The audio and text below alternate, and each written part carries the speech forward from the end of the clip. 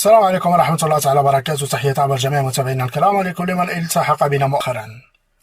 إذا متابعينا الكرام، كما تشاهدون أمامكم على الشاشة، تم صباح اليوم تسليم أول جزء من هيكل طائرة إيرباص A220.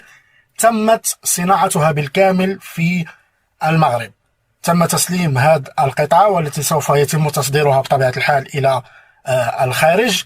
وهذه النقلة النوعية في صناعة الطيران في المغرب هي خطوة أخرى ومقدمة أخرى نحو تصنيع طائرة إيرباص أو طائرة بشكل كامل في المغرب، لأننا ما بقيناش كنتكلموا فقط على صناعة الأجزاء، بل دخلنا لواحد المجال آخر اللي هو صناعة هياكل الطائرات اللي بدأ الآن وبدينا فيها، ووصلنا الآن إلى تصنيع أول جزء من طائرة إيرباص A220 اللي كيف ما كتشوفوا أمامكم على الشاشة. وبطبيعة الحال هذا الجزء سوف يتم تصديره إلى الخارج. ومن المعلوم أيضا متابعينا الكرام على أن طائرة إيرباص A220 و A200 أيضا عندهم رواج كبير في السوق الدولية ديال صناعة الطيران، وبالتالي نجاح المغرب في هذه الصناعة خصوصا صناعة الهياكل ديال طائرات إيرباص اللي عندها هذا الرواج في السوق الدولية، واللي عندها واحد المكانة كبيرة جدا، عندها طلبات كبيرة جدا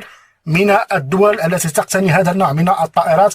ونجاح المغرب في صناعة هذا النوع من الطائرات بطبيعة الحال سوف يعطي قفزة كبيرة وقفزة نوعية لصناعة الطيران في المغرب.